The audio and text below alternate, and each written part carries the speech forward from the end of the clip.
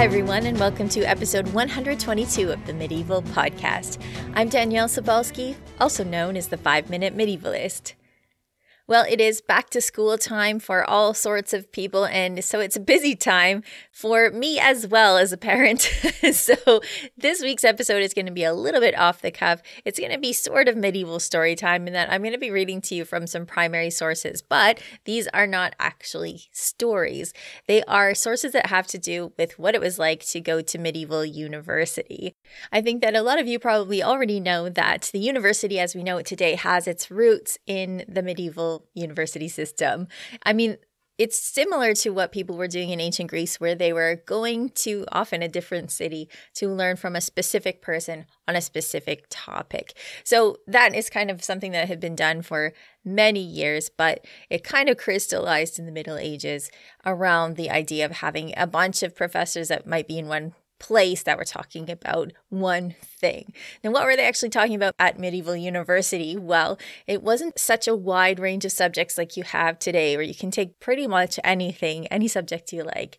In the Middle Ages, you were basically there at university to study one of three things: theology, law, or a medicine. And again, this is something that still resonates today in that we have a separate law school, we have a separate med school, and we have schools of divinity that give you degrees above the ones that you might get as an undergraduate. So you were learning theology, law, or medicine, and you can do that in all sorts of cities across Europe, including Paris and Oxford, of course, Cambridge, Bologna, in Salerno as well if you were studying medicine. So all sorts of different university towns across Europe were places where you could go as a student to learn theology, law, or medicine.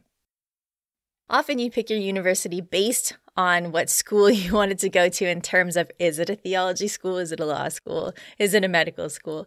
But you would also pick based on who you wanted to learn from. So really it was based around the people who were teaching. You'd want to go and learn from a specific person. We know that a lot of thinkers who were teaching in medieval university were stirring up trouble sometimes in their ideas about theology, especially. There's lots of teachers that you could bring up as being troublemakers, but we're not going to focus on those today. We're going to talk about more the institution and a little bit of what it was like. So what people might not know about medieval university is that it was fully a religious institution. So the people who were going to study there were people who had been brought up in a church school, whether that was at a monastery or cathedral school.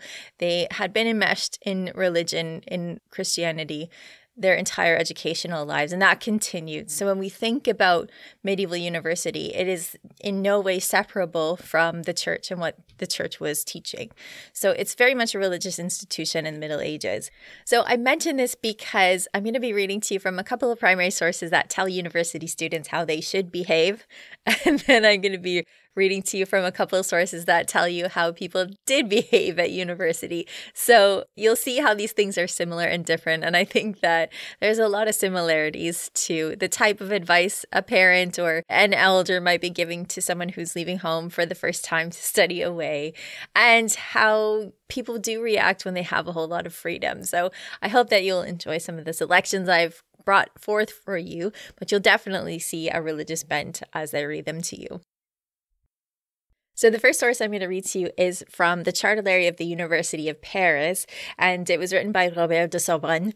This translation is by L. Thorndike, and this one is really based on type of behavior that Sorbonne wants to have from university students. So we can imagine whether people actually follow this or not. So there's a little bit in here that is kind of boring about eating and who should pay for the food. But I think it's really interesting when we think of it in terms of kind of a cultural study. What was it like? So I'm going to read to you from this selection from the Cartulary of Paris. I wish that the custom which was instituted from the beginning in this house by the counsel of good men may be kept, and if anyone ever has transgressed it, that henceforth he shall not presume to do so. No one, therefore, shall eat meat in the house on Advent, nor on Monday or Tuesday of Lent, nor from Ascension Day to Pentecost. Also, I will that the community not be charged for meals taken in rooms. If there cannot be equality, it is better that the fellow eating in his room be charged than the entire community. Also, no one shall eat in his room except for cause. If anyone has a guest, he shall eat in hall. If, moreover, it shall not seem expedient to the fellow to bring that guest to hall, let him eat in his room, and he shall have the usual portion for himself, not for the guest. If, moreover, he wants more for himself or his guest, he should pay for it himself. Also, the fellow should be warned by the bearer of the roll that those eating in private rooms conduct themselves quietly and abstain from too much noise, lest those passing through the court and street be scandalized, and lest the fellows in rooms adjoining be hindered in their studies. Also, those eating in private rooms shall provide themselves with what they need in season as best they can, so that the service of the community may be disturbed as little as possible. But if there are any infringers of the statute who are accustomed to eat in private rooms without cause, they shall be warned by the bearer of the roll to desist, which if they will not do, he shall report it to the master. If, moreover, other reasons arise for which anyone can eat in a private room, it shall be left to the discretion of the roll bearer and proctors until otherwise ordered. Also, the rule does not apply to the sick. If anyone eats in a private room because of sickness, he may have a fellow with him, if he wishes, to entertain and wait on him, who shall also have his due portion. What shall be the portion of a fellow shall be left to the discretion of the dispenser. If a fellow shall come late to lunch, if he comes from classes or a sermon or business of the community, he shall have his full portion, but if from his own affairs, he shall have bread only. Also, all shall wear closed outer garments, nor shall they have trimmings of vair or gris or of red or green silk on the outer garment or hood. Also, no one shall have loud shoes or clothing by which scandal might be generated in any way. Also, no one shall be received in the house unless he shall be willing to leave off such and to observe the aforesaid rules. Also, no one shall be received in the house unless he pledges faith that if he happens to receive books from the common store, he will treat them carefully as if his own, and on no condition remove or lend them out of the house, and return them in good condition whenever required or whenever he leaves town. Also, let every fellow have his own mark on his clothes, and one only, and different from the others. And let all the marks be written on a schedule, and over each mark the name of whose it is. And let that schedule be given to the servant, so that he may learn to recognize the mark of each one. And the servant shall not receive clothes from any fellow unless he sees the mark. And then the servant can return his clothes to each fellow. Also, for peace and utility, we propound that no secular person living in town, scribe, corrector, or anyone else, unless for great cause, eat, sleep in a room, or remain with the fellows when they eat, or have frequent conversation in the gardens or hall or other parts of the house, lest the secrets of the house and the remarks of the fellows be spread abroad. Also, no outsider shall come to accountings or special meetings of the fellows, and he whose guest he is shall see to this. Also, no fellow shall bring in outsiders frequently to drink at commons, and if he does, he shall pay according to the estimate of the dispenser. Also, no fellow shall have a key to the kitchen. Also, no fellow shall presume to sleep outside the house in town, and if he did so for a reason, he shall take pains to submit his excuse to the bearer of the roll. Also, no women of any sort shall eat in the private rooms. If anyone violates this rule, he shall pay the assessed penalty, namely 6 pence. Also, no one shall form the habit of talking too loudly at table. Whoever, after he has been warned about this by the prior, shall have offended by speaking too loudly, provided this is established afterwards by testimony of several fellows to the prior, shall be held to the usual house penalty, namely 2 quarts of wine. So this is a good source, I think, because it tells you all sorts of things about this. Table manners being especially important. Who is going to pay for everything? Of course, it's something that universities are still concerned with now. But things like keeping the reputation of the university intact, especially this is talking about a college, so a smaller group within the university of people who are living in close quarters, eating together. The type of thing that you have in a college now, especially when it's one that's attached to a dormitory. So very similar to what you see in universities now, although the university doesn't usually have a dress code saying don't wear flashy stuff because it's going to distract people and bring shame on the institution. The thing about the library books is definitely recognizable, and I can totally get behind that, making sure that people bring back their books before they leave town, something that is really important even 1,000 years later. One thing that I especially like about this source also is the fact that there is laundry being taken into account, which is why they have to create a chart that shows whose clothes are whose, and they have to put a mark inside their clothing. This suggests that the person who's doing the laundry doesn't know how to read, wouldn't know how to read the names that were stitched in it. It's easier for people to just stitch a mark. And this is probably something that has to do with the fact that the person who's doing it may not be literate, or it might be more than one person doing the laundry. So you might have, it says just servant, but you might have different servants on different days. And so you don't have to worry about them recognizing whose clothes are whose. Just put a mark on your clothes and the servant will make sure that you get your clothes back. So this is one from the University of Paris. I thought it was a really interesting source and I wanted to bring that one to you. The next source I wanted to read to you is from the Moralis Scholarium, and it's by John of Garland. And this translation is by L.J. Pato, which I hope I've said correctly. One of the challenges of working in an audio format is really making sure that you've pronounced everybody's name correctly and all the Latin, the French, the German, whatever it happens to be that day. So hopefully I'm pronouncing things correctly, but you never know. So this one is about how students should behave, and it's longer. So, I mean, you can skip ahead if you like, but this has a lot of information about what was expected not only of students, but of people in general. And so I thought about skipping the part about table manners, but I really think table manners are interesting. So I'm going to bring this to you as well. So here we go.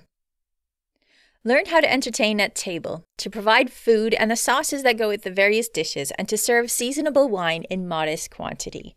Once again, I touch critically on manners in polite society so that my readers may become more genteel. According to good custom, you should place the sauce on the right, the service plate on the left. You should have the servant take the first course to him who sits at the head of the table. Take hold of the base of a goblet so that unsightly finger marks may not show on the side.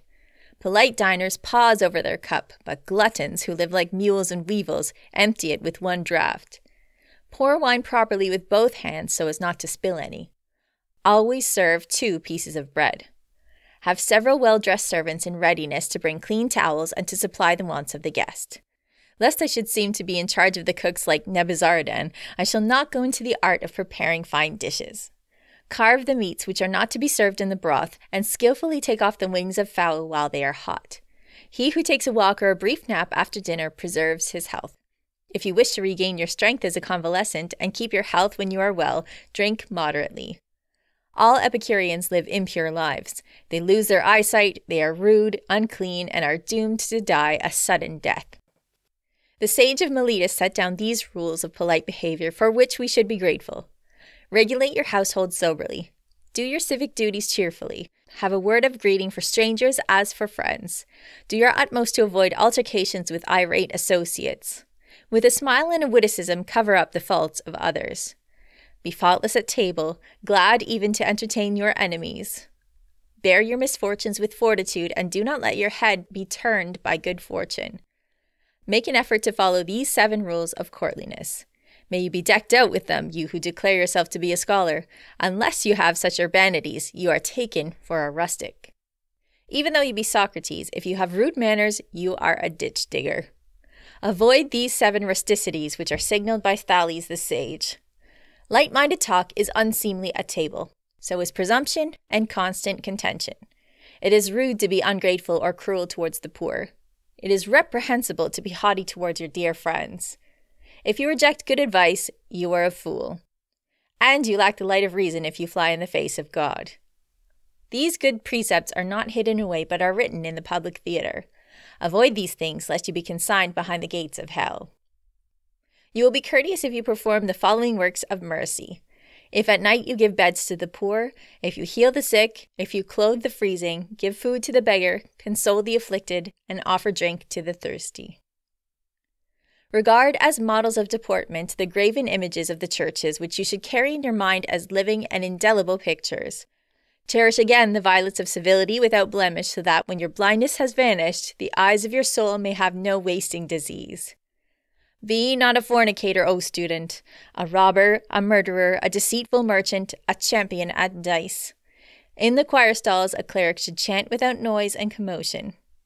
I advocate that the ordinary layman who does not sing be kept out of the choir. A student who is a churchman is expected to follow good custom, to be willing to serve, to fee the notary who has drawn up a charter for him, to gladden the giver. Do not constantly urge your horse on with a spur, which should be used only on rare occasions. Give your horse the reins when he mounts an incline. Fearing a serious accident, avoid crossing swollen rivers or the Rhine. If a bridge is not safe, you should dismount and let the horse pick his way over the smooth parts. Mount gently on the left stirrup. Select beautiful equestrian trappings suitable to your clerical station. Ride erect unless you are bent by age. If you are of the elect, you should have a rich saddlecloth. The cross should be exalted, the voice be raised in prayer, Christ should be worshipped, the foot should be taken out of the stirrup. The horseman will descend from his horse and say his prayers. No matter how far he then will travel, he will ride in safety. He who wishes to serve should not be quick, not go to sleep, and not give way to anger against his lord. Avoid drunkards, those who indulge in secret sin, those who like to beat and strike, those who love lewdness, evil games, and quarrels.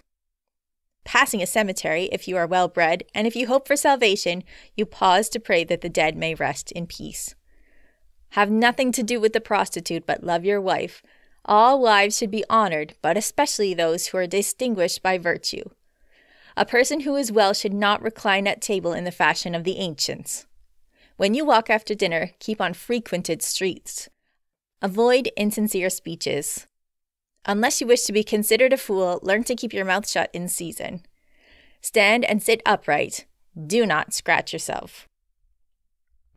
As I was reading that, I was thinking a lot about the kind of stream of consciousness advice that is coming out of this passage. And it reminded me a lot of the things that we heard a lot in the 90s, where it was Life's Little Instruction Book, where that song that was just a whole litany of advice, wear sunscreen being the most important one.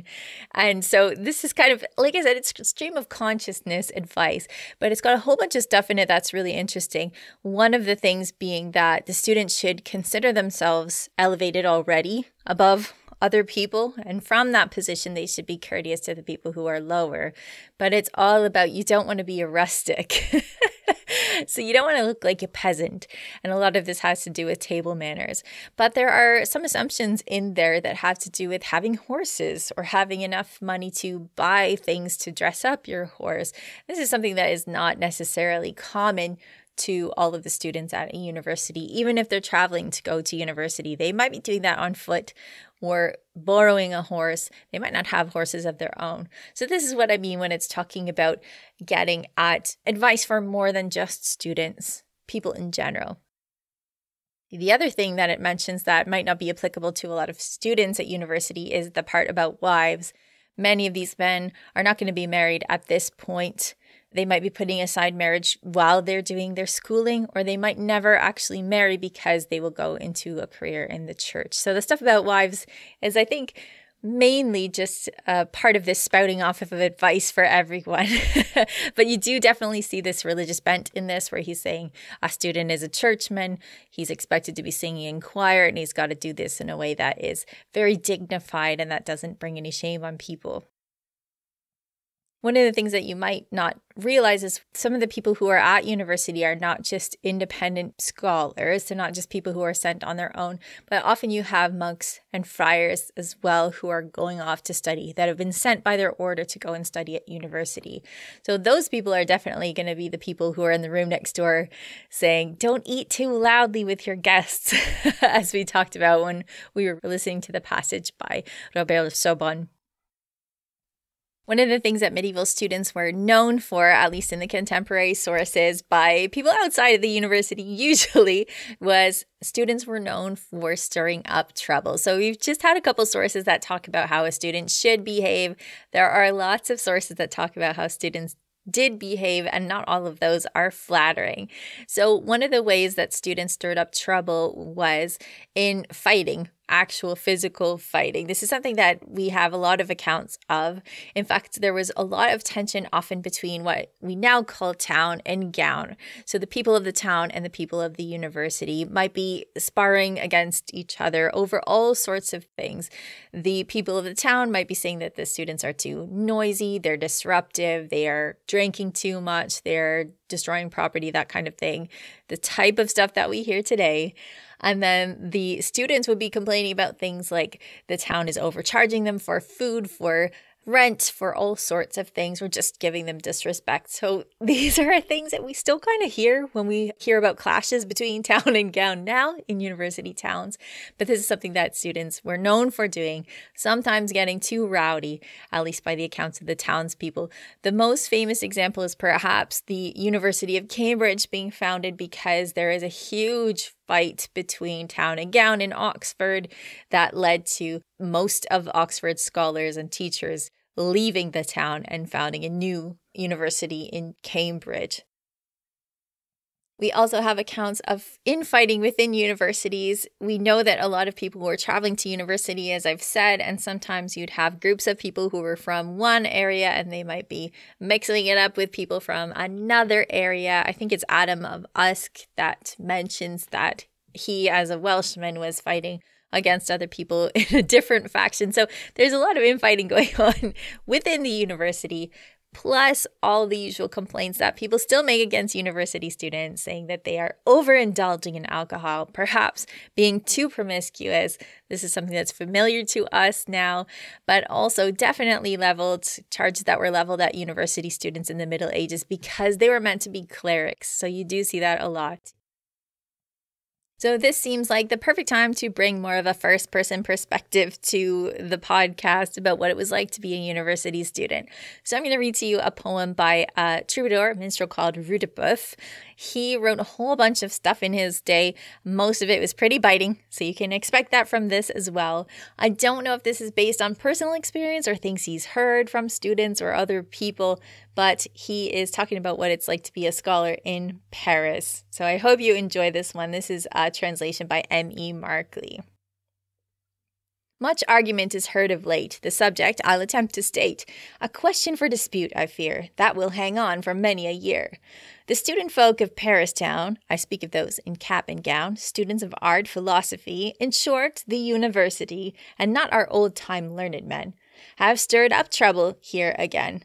Nothing they'll gain, it seems to me, except more bitter enmity. Till there is no peace, day or night, does such a state of things seem right? To give his son a chance to stay in Paris, growing wise each day, is some old peasant's one ambition. To pay his bills and his tuition, the poor hard-working father's slaves sends him each farthing that he saves, while he in misery will stay on his scant plot of land to pray that his hard toil may help to raise his son to honor and to praise. But once the son is safe in town, the story then reads upside down. Forgetting all his pledges now, the earnings of his father's plow, he sends for weapons, not for books. Brawling through city streets, he looks to find some pretty loitering wench, or idle brawl by tavern bench. Wanders at will and pries about, till money fails and gown wears out. Then he starts fresh on the old round. Why sow good seed on barren ground? Even in Lent, when men should do something pleasing in God's view, your students then elect to wear for penitence no shirts of hair, but swaggering hauberks as they sit, drowning in drink their feeble wit, while 3 or 4 of them excite 400 students to a fight and close the university. Not such a great calamity. Yet heavens, for one of serious mind, what life more pleasing can you find than earnest scholar's life may be? More pains than precious gems has he, and while struggling to grow wise, amusements he must sacrifice, give up his feasting and his drinking, and spend his time in sober thinking. His life is just about as merry as monks' is in a monastery. Why send a boy away to school, there to become an errant fool? When he should be acquiring sense, he wastes his time and all his pence, and to his friends brings only shame, while they suppose him winning fame. So this is obviously a pretty cynical look at university life by Rudibuff. It's totally expected when it comes to him. There are a bunch of things that I like about this poem. One of them is the peasant father who has ambitions for his son, and that's why he sends him to university. And this is absolutely a true thing that happened, where if you were of lower status, you could go to university and you could get a career in the church if you were an apt student. And sometimes there were colleges where students were sponsored by a benefactor so that even if they didn't have any money, they could go to school. So patronage in the form of your room and board being paid for and your books and your tuition and all of that stuff. So if you were a peasant, this was definitely a way that you could send your son out of poverty and give him a better life. So I like that part of the poem. Of course, it's also very funny with its completely cynical view of what it was like to be a student, being a brawler, especially in Lent, how scandalous, but also the actual life of a student who's very studious, being pretty tedious and monastic at times. I think these are the polar opposites that you still see in university life today, the people who are just letting loose now that they are away from their parents, and also the people that are just studying and doing nothing else. So I think that that is kind of a fun look at it as well. Finally, I thought I would bring to you a couple of letters that were written by students to their parents. So we talked about the expense of university. We talked about how a peasant might be scrimping and saving to make sure that his son has enough to go to school. There were a lot of expenses in university back in the day, just as there are now. I mean, expense is definitely something that goes hand in hand with university. So the type of stuff that a student would be expected to pay for, not only his room and board, but his food. He would have to pay for his clothes as well. So he'd have to pay for a robe and shoes. There's always things about shoes and stockings where people are asking for more money for shoes and stockings. They also had to pay for ink and quills. Most of their notes, quick notes, could be done on a wax tablet, but they would be taking notes in their textbooks around the edges, so glossing the textbook. So they would be buying textbooks as well. And in one of the very first episodes of the Medieval Podcast, I talked with Eric Wackel about what type of books you could have in the Middle Ages. And he mentioned that students often had a soft cover. So they wouldn't have boards on their books. They just have a soft leather cover to make it cheaper for them. But sometimes textbooks were still really expensive because you'd have only a small square of the text that you're reading, that you're meant to read and study within the page, and then a whole bunch of blank space around it for you to write your notes on it. So you'd have to pay for your books, you'd have to pay for your ink and your quills and all of those things as well. You'd also want to be able to pay to have a good time, go out to the pub every once in a while with your friends. So I think that is totally cool. Something that every student should be able to do is go and hang out with your friends sometimes. And that is an expense too.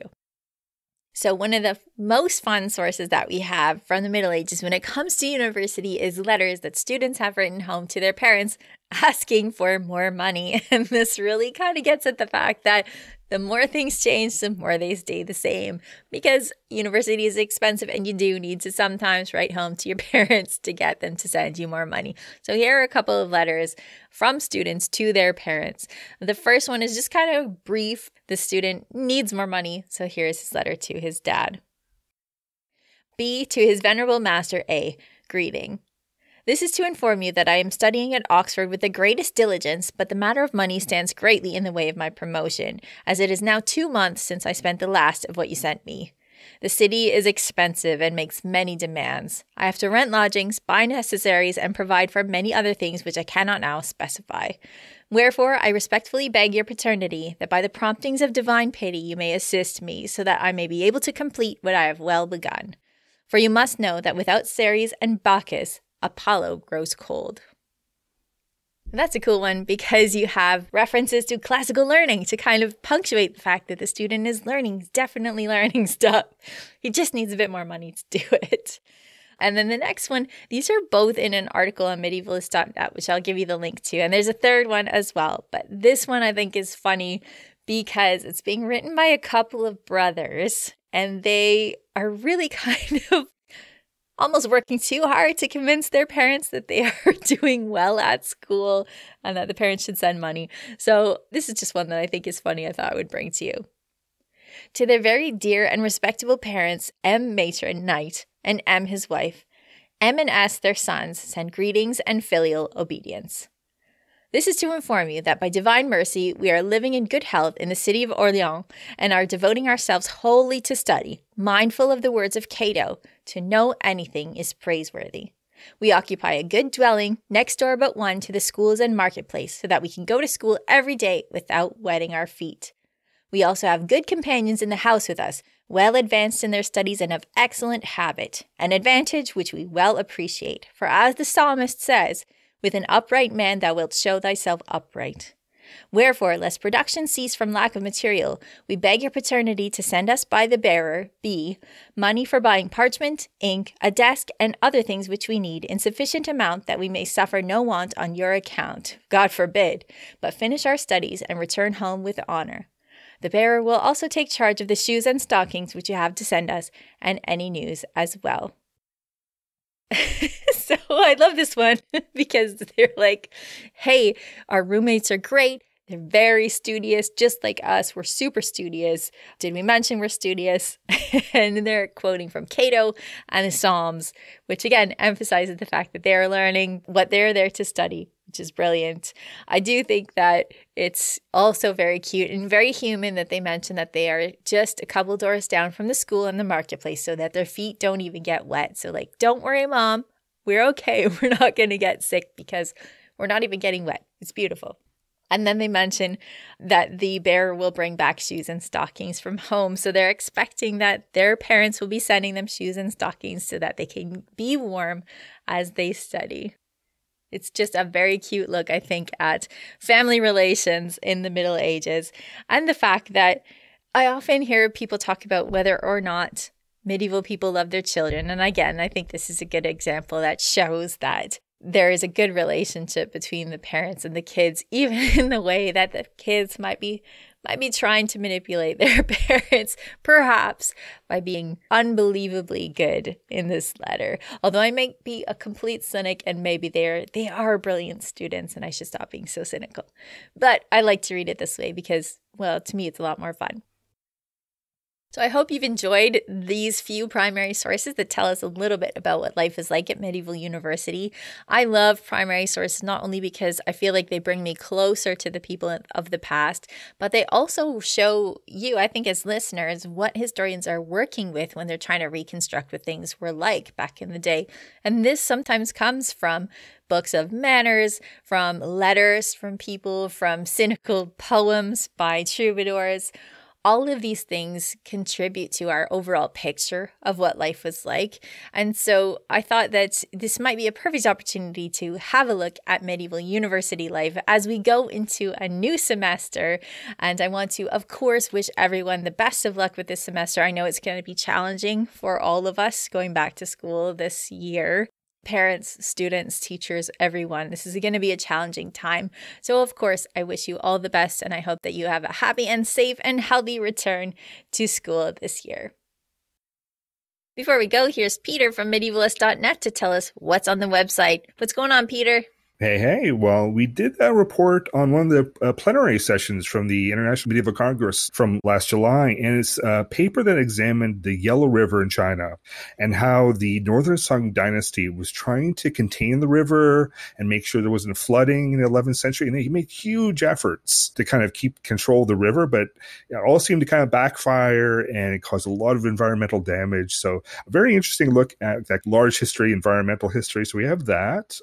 Also, Kate Stevenson is telling us about dueling divas and the celebrity fandom in the 9th century. And we also have our third installment of James Turner's series on Harold Hardrada. He's looking this time at Kievan Rus. Wow, that's a whole range of stuff. That's really exciting.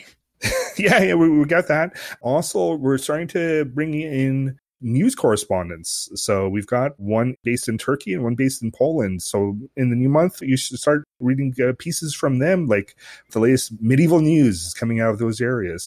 We get a lot of news from the United Kingdom, places like that. Obviously, we check out the Canadian stuff here, but if you're in like another part of Europe or Asia or Africa and you want to kind of help us cover medieval news, send us a line. That's amazing. That's a really good idea, Peter, and I'm glad you're reaching out to people. I think that people don't realize that medievalist.net is a super small operation. It's basically Peter. Yeah. And so it's great that you're having people that are giving you news from all over the world. That's awesome. Yeah. If you're interested kind of joining up, let us know by email or, send us a message on social media and we'll talk to you.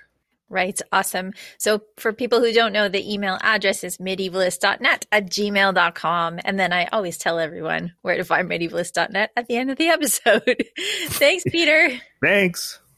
Thank you, as always, to our patrons on patreon.com for all your support. Patrons of the Medieval Podcast can choose from all sorts of amazing stuff like subscriptions to Medieval Warfare magazine and the Medieval magazine, membership in our book club, and our super cool maps by Tina Ross. To find out how to become a patron of the Medieval Podcast, please visit patreon.com/medievalists. And speaking of back to school, it's time for a new session of the Medieval Masterclass for Creators. It's a 6-week online course that I put together with some amazing experts to help people creating medieval fiction to get all those little details they need without having to spend hours lost on the internet. We cover everything from cooking to combat, blacksmithing to textile work, and we do it all with video demonstrations, helpful bibliographies, recipes, and writing prompts.